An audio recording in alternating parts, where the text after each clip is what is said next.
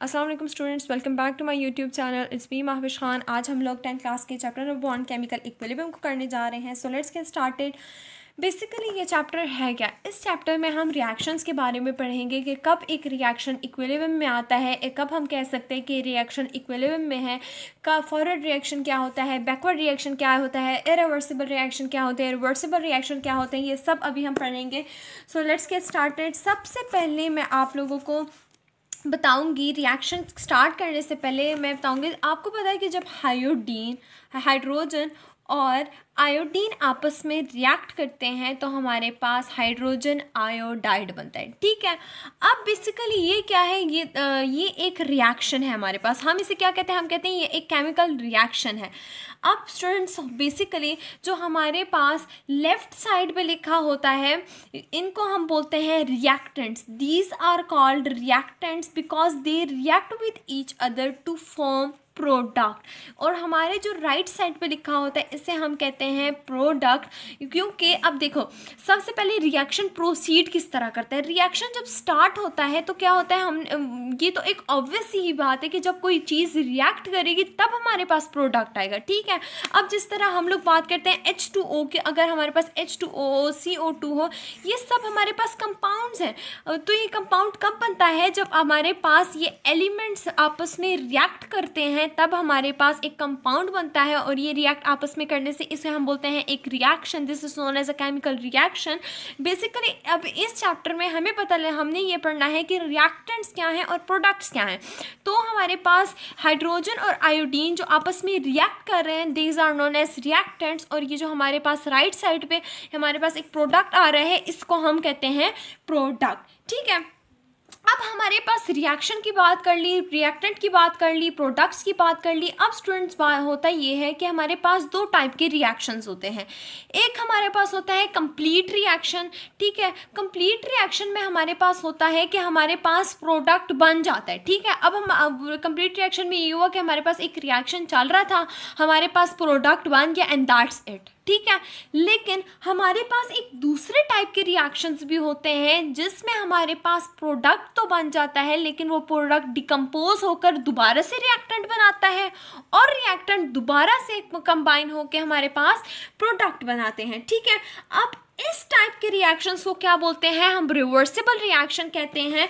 ये डेफिनेशन जो है आपकी बुक में इंट्रोडक्शन में लिखी हुई है और ये क्वेश्चन आ भी सकता है आपके शॉर्ट में कि व्हाट इज अ कंप्लीट। ये कंप्लीट रिएक्शन की यहाँ पे हमें बताया जा रहा है कि कंप्लीट रिएक्शन में क्या होता है, ये पूछा जा सकता है कि कंप्लीट रिएक्शन क्या होता है। और ये हमारे पास यहाँ पे मैंने हाईलाइट भी की हुई है, आप अपनी बुक्स पे हाईलाइट कर रहे। रिवर्सिबल रिएक्शन के बारे में लिखा हुआ है क्या? Reaction product react together to form reactants. ठीक है, हमारे पास क्या होता है कि प्रोडक्ट हमारा डिकम्पोज होकर दोबारा से रिएक्टेंट बना रहा है और रिएक्टेंट दोबारा से आपस में रिएक्ट करके प्रोडक्ट बना रहे हैं, तो इन्हें हम कहते हैं रिवर्सिबल रिएक्शन। ठीक है, आपके इंट्रोडक्शन में बस यही बातें थी जो आपको याद रखनी है। सो अब आगे बढ़ते हैं। हमारा जो अगला टॉपिक है 9.1, that is reversible reactions and dynamic equilibrium. ठीक है, रिवर्सिबल रिएक्शन, ये एज मतलब जैसा नेम है, हमें नेम से ही पता लग रहा है reversible.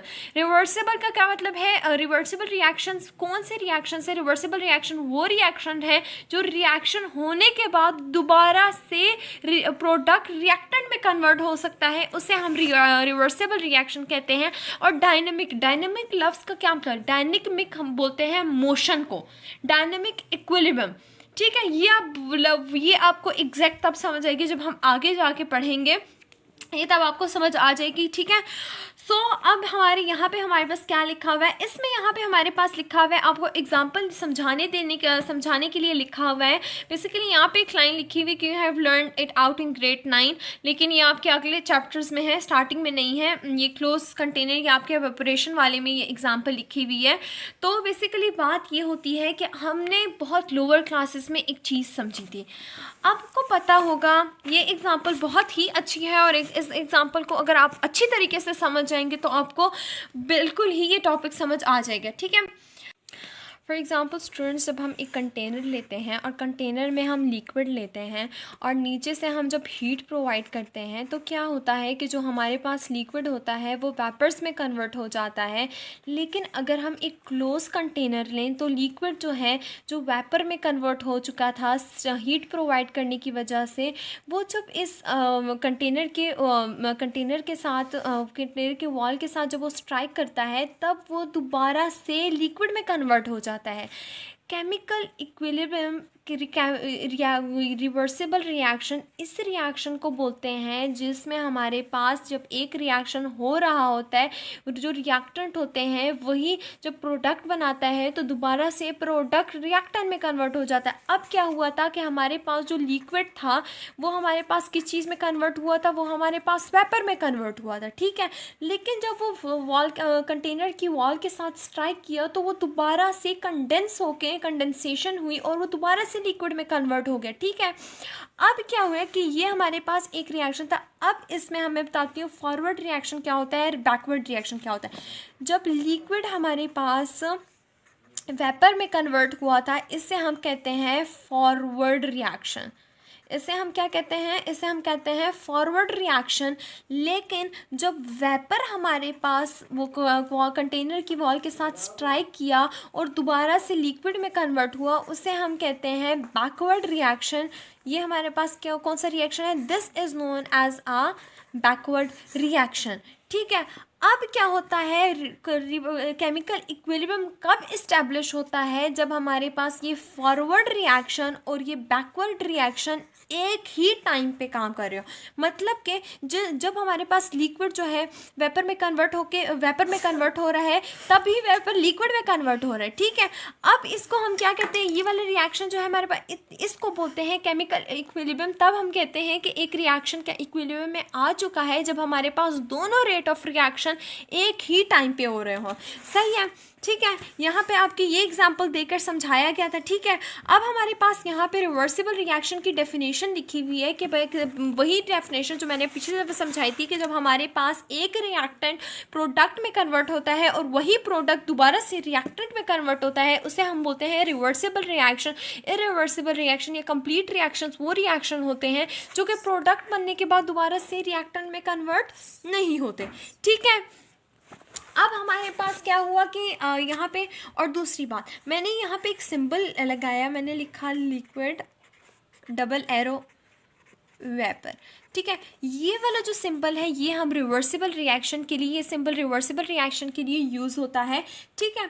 Double arrow is used for are reversible reaction. अब आपके बुक्स में कुछ एग्जांपल्स दी हुई हैं जो मैं आपको बताती हूँ। जिस तरह नाइट्रोजन हमारे पास होता है, जब नाइट्रोजन हमारे पास 3 मॉलिक्यूल्स ऑफ हाइड्रोजन के साथ रिएक्ट करता है तब हमारे पास क्या बनता है, हमारे पास बनता है अमोनिया, ठीक है।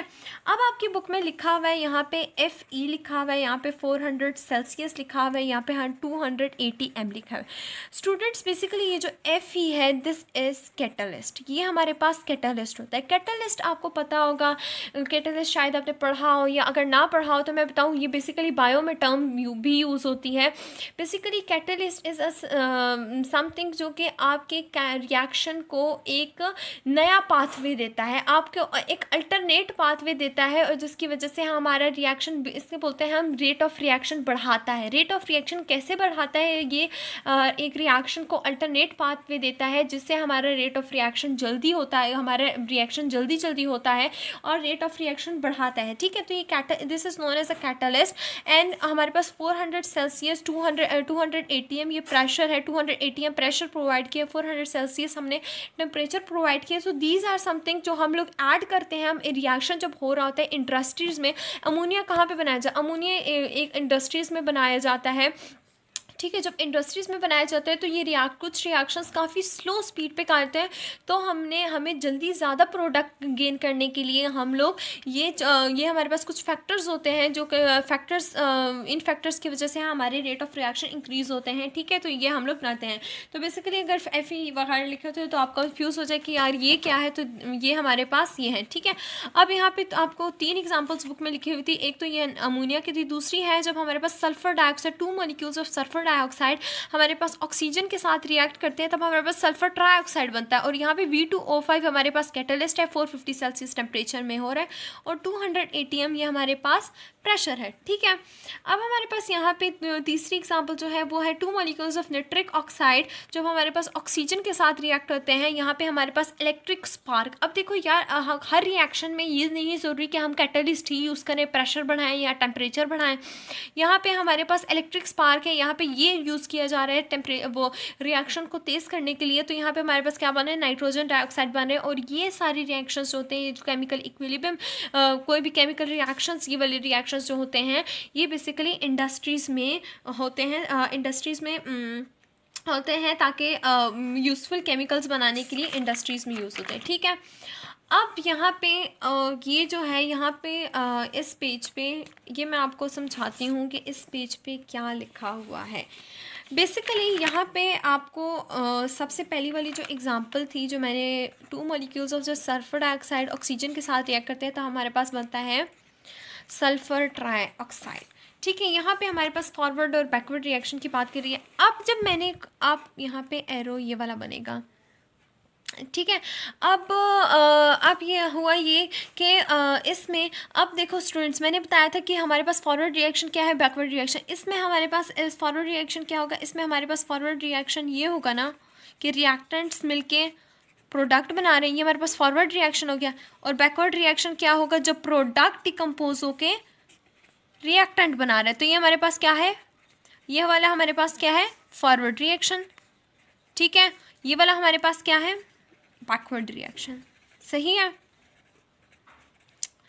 और ये दोनों आपस में अब क्या होता है, बेसिकली जब हमारे पास एक रिएक्शन स्टार्ट करता है, रिएक्शन स्टार्ट कैसे करेगा, आप मतलब ये आप सबके माइंड में भी एक क्वेश्चन आया होगा कि यार जब ये हमने कह तो दिया है कि ये इक्विलिब्रियम में है, लेकिन ये इक्विलिब्रियम में आते कैसे हैं, मतलब इक्विलिब्रियम कब इस्टेब्लिश होता है। तो इक्विलिब्रियम ऐसा नहीं होता कि रिएक्शन स्टार्ट हो जाए और शुरू से ही बस इक्विलिब्रियम में आ जाए, नहीं, ऐसा नहीं होता। रिएक्शन इक्विलिब्रियम जो है वो आहिस्ता आहिस्ता होता है। और रेट, और दूसरी बात आप मैंने बताया कि आप फॉरवर्ड रिएक्शन हो रहा है, बैकवर्ड रिएक्शन हो रहे हैं, हमारे पास रिवर्सिबल रिएक्शन। तो आपके माइंड में एक क्वेश्चन आएगा कि यार ये फॉरवर्ड रिएक्शन और बैकवर्ड रिएक्शन तो हो रहे हैं हमारे पास, लेकिन हमारे पास ये रेट ऑफ फॉरवर्ड रिएक्शन क्या है, रेट ऑफ बैकवर्ड रिएक्शन क्या है। तो इसके मैं आपको बताती हूँ। हमारे पास होता क्या है कि जब हमारे पास ये रिएक्शन शुरू किस तरह होता है, SO2 और O2 जब हमारे पास ये आपस में रिएक्ट करते हैं, इन्होंने, ये दोनों हमारे पास क्या थे, रिएक्टेंट्स थे। ये हमारे पास क्या थे, रिएक्टेंट्स थे। जब इन्होंने आपस में रिएक्ट किया तब हमारे पास क्या जाकर बना, तब हमारे पास जाकर बना प्रोडक्ट। ठीक है, अब इनिशियली जब देखो जब हमारे पास एक रिएक्शन स्टार्ट करता है तब हमारे पास SO3 की कॉन्सेंट्रेशन 0 थी। ये 0 क्यों थी, ये एक कॉमन, मतलब ये तो एक कॉमन सेंस की बात है कि जब रिएक्टेंट्स आपस में रिएक्ट करेंगे तब प्रोडक्ट बनेगा ना। तो at the starting of the reaction the rate of product is 0। ठीक है, initially the rate of reactant क्या होते हैं, जब हमारे पास रेट ऑफ रिएक्टेंट इंक्रीज करते हैं तो रिएक्टेंट आपस में रिएक्ट करते हैं और हमारे पास क्या बनता है, हमारे पास प्रोडक्ट बनता है। ठीक है, अब क्या होता है कि हमारे पास जब प्रोडक्ट बन जाता है, रिएक्टेंट आपस में रिएक्ट करके प्रोडक्ट बना रहे हैं, अब हमारे पास क्या होता है कि आहिस्ता आहिस्ता हमारे पास SO3 की कॉन्सेंट्रेशन इंक्रीज़ करने लगती है। जब हमारे पास SO3 की कॉन्सेंट्रेशन इंक्रीज़ करने लगती है तो SO3 जो है वो डिकम्पोज होकर SO2 और O2 बनाने लग जाता है। ठीक है, अब क्या होता है कि हमारे पास फॉरवर्ड रिएक्शन और बैकवर्ड रिएक्शन हो रहा है। Initially the rate of forward reaction जो होता है that is greater than the rate of backward reaction.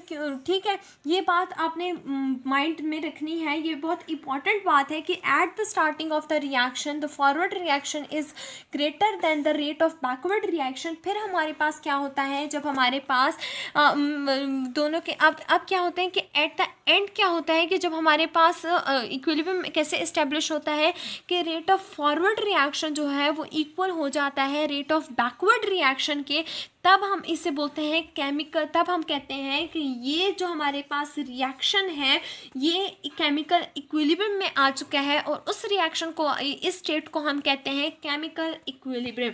और ठीक है, अब ये तो मैंने कहा फॉरवर्ड रिएक्शन, बैकवर्ड रिएक्शन, लेकिन जब एक रिएक्शन केमिकल इक्विलिब्रियम में आ चुका है तब हम इस रिएक्शन को ऐसे लिख सकते हैं O2 डबल एरो SO3। यहाँ पे हमने O2 क्यों लिखा है, ये डबल एरो क्यों लगाया है, because it represent reversible reaction. ठीक है, अब ये वाली जो स्टेट होती है जब हमारे पास रिएक्टेंट रिएक्ट करके प्रोडक्ट बना रहे हैं और प्रोडक्ट डिकम्पोज होकर रिएक्टेंट बना रहा है, इस स्टेट को हम बोलते हैं केमिकल इक्विलिब्रियम। ठीक है, अब ये इसकी डेफिनेशन यहाँ पे आपकी बुक में लिखी हुई है, at state of a chemical reaction which forward reaction take place at the same rates called. ठीक है स्टूडेंट्स, तो हमने ये इसकी डेफिनेशन को पढ़ लिया था कि फॉरवर्ड रिएक्शन और बैकवर्ड रिएक्शन दोनों इक्विलिब्रियम स्टेट में आ जाते हैं।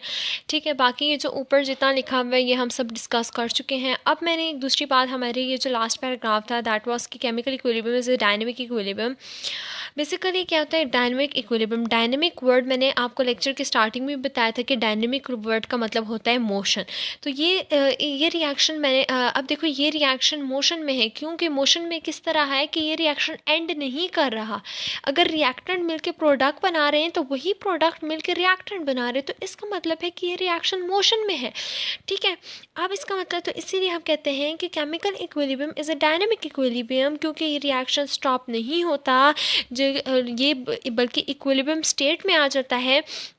ठीक है, और जो हमारे पास मॉलिक्यूल्स है वो आपस में रिएक्ट ही करते जाते हैं, रिएक्टेंट मिलके प्रोडक्ट बना रहे हैं, प्रोडक्ट डिकम्पोज होके रिएक्टेंट बना रहे हैं। ठीक है, अब कहते हैं, लेकिन ये पॉइंट बहुत ही इंपॉर्टेंट है, ये मैंने हाईलाइट भी किया हुआ है, आप अपनी बुक्स में भी इसे हाईलाइट करें। ये पॉइंट है कि लेकिन एक्चुअल अमाउंट रिएक्टेंट और प्रोडक्ट के एक्चुअल अमाउंट में कोई भी चेंज नहीं आता। मतलब कि अगर रिएक्टेंट मिलके प्रोडक्ट बना रहे हैं तो ऑब्वियसली बात होती है कि रिएक्टेंट की कॉन्सेंट्रेशन कम हो जाएगी, बट वही प्रोडक्ट जो है डिकम्पोज होकर रिएक्टेंट बना रहा है, विच मीन्स कि वो कमी पूरी हो रही है। तो इट मीन्स कि रिएक्टेंट और प्रोडक्ट जो है वो जो है उनकी कॉन्सेंट्रेशन में एक्चुअल अमाउंट में कोई भी चेंज नहीं आएगा। ठीक है, this means concentration of reactant product become constant at. Students, मैंने आपको दूसरी इंपॉर्टेंट बात बतानी थी कि पेज नंबर 8 पे जो कॉन्सेंट्रेशन टाइम ग्राफ का ये वाला ग्राफ बना हुआ है, ये बेसिकली आपने लाजमी याद रखना है। बेसिकली स्टूडेंट्स की एक साइकी होती है कि वो ग्राफ वगैरह ऐसी चीज़ों को इग्नोर कर जाते हैं, और यही टीचर्स का मटेरियल होता है, इधर से ही मोस्टली क्वेश्चन पे वही बना के पूछते हैं।